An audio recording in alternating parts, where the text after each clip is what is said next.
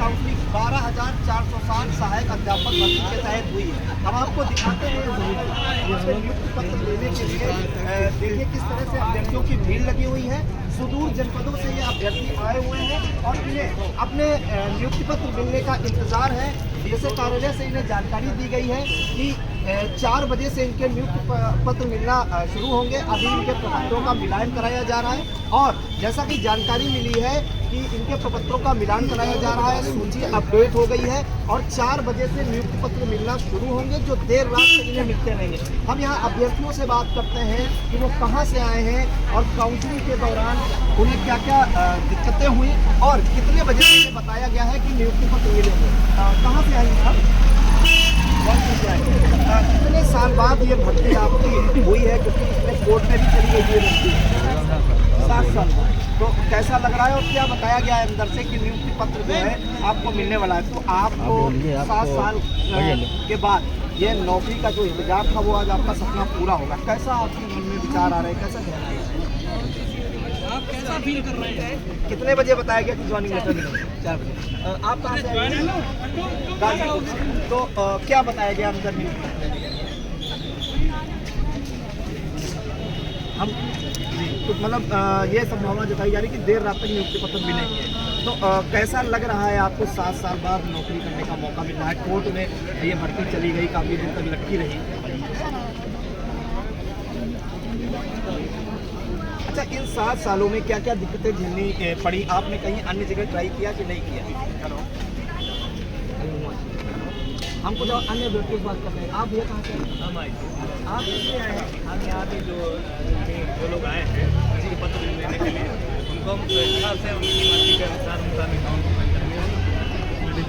क्या फैसिलिटी देंगे? जैसे कि हम लोग का जो रहता है अकाउंट ओपनिंग में जो है 1 लाख का हेल्थ इंश्योरेंस और 20 लाख का दुर्घटना बीमा हम लोग इसको देते हैं। तो ये भी एक ICICI बैंक के कर्मचारी हैं, ये यहाँ के जो सहायक अध्यापक बनेंगे आज उनका अकाउंट खोलेंगे और उन्हें बीमे की फैसिलिटी निःशुल्क देंगे। अन्य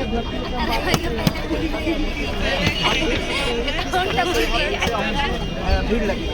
ये महिला अभ्यर्थी है, कहाँ से आई हैं आप? प्रयागराज से आई हैं। तो आपने सीतापुर काउंसलिंग क्यों करें, प्रयागराज में क्यों नहीं करें?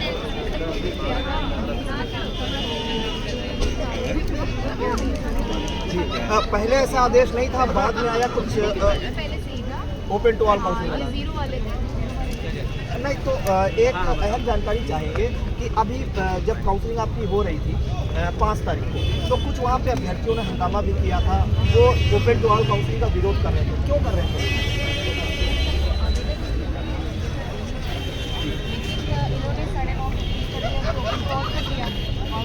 पहले से नहीं दी गई थी, तो जो जहाँ निकल गया ये तो पहली बारी तक जो आवेदन तो 7 साल बाद जो है नियुक्ति पत्र मिलेगा आपको, कैसा महसूस हो रहा है? बहुत अच्छा हो रहा है, लेकिन अभी ऐसा लग रहा है जैसे हो रहा है, तो अभी हाईकोर्ट जाने का डर भी लग रहा है। तो अब क्या होगा? अब तो समय भी होने वाला है।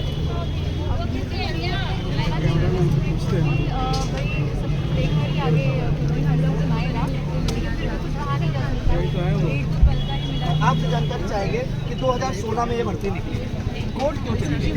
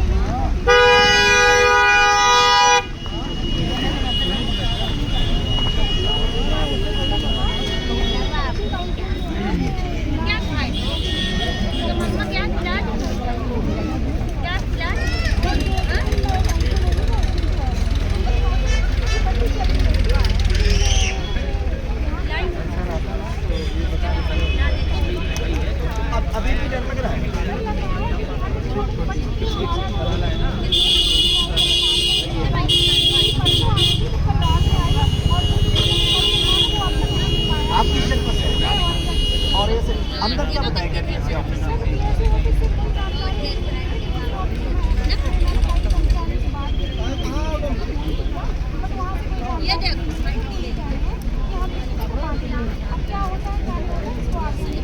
जी बिल्कुल, तो बीएसए ऑफिस से कोई जानकारी नहीं मिल पा रही है और इन्हें अभी भी संशय है कि इनकी काउंसलिंग भी हो गई है, चयनित भी हो गई है, लेकिन इन्हें अभी भी संशय है कि कहीं ये कोर्ट में भर्ती फिर से ना लटक जाए, क्योंकि 7 साल एक लंबा समय इन्होंने देखा है।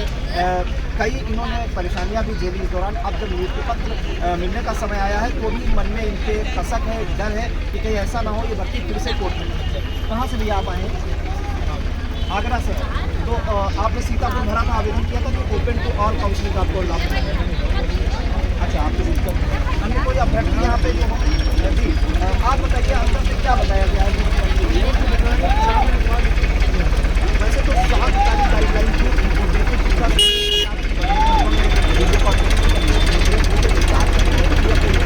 तो कल बोलिए आप बता रहे ज़्यादा संख्या इस वजह से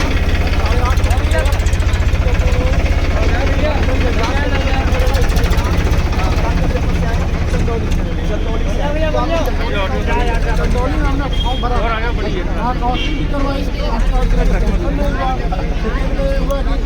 ओपन लाल कर दिया हमारे जगह, यहाँ सीधे कर दिया, यहाँ अपना आप चयन हो गए। तो अब कह सकते हैं कि ओपन टू ऑल काउंसलिंग का आपको लाभ मिला है? हाँ, हमें मिला।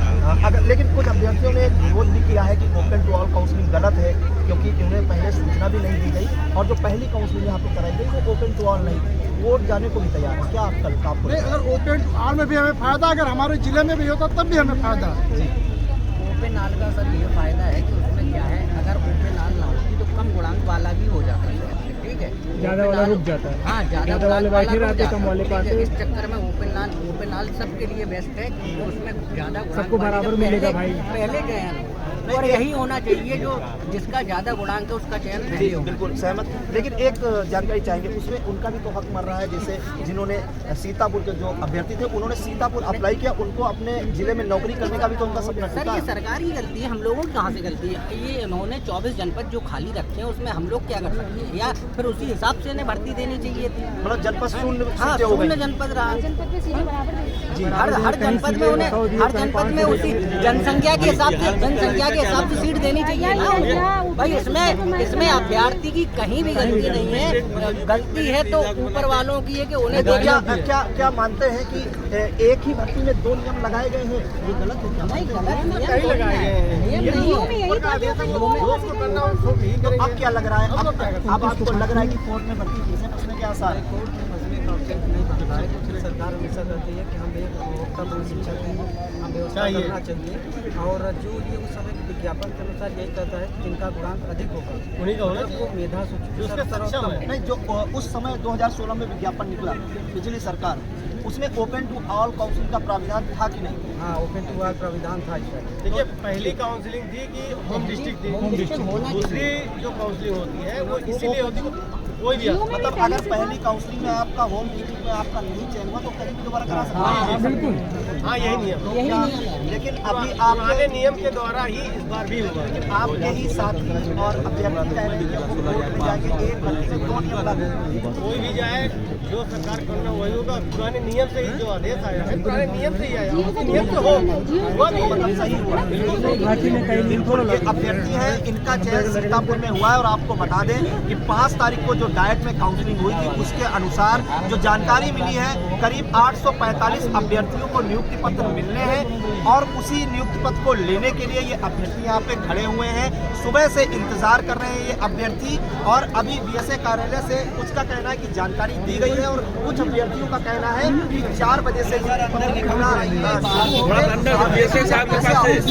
जानकारी मिली है। उनका ये कहना है कि हम सूची बन गई है, प्रपत्रों का मिलान कर रहे हैं, आज ही नियुक्ति पत्र दिए जाएंगे और देर रात तक दिए जाएंगे। हालांकि उसमें कुछ ऐसे भी अभ्यर्थी होंगे जिनके कागजों में कोई त्रुटि होगी, उनसे दोबारा कागज लिए जाएंगे उन्हें, लेकिन इन अभ्यर्थियों को आज नियुक्ति पत्र बांटे जाएंगे।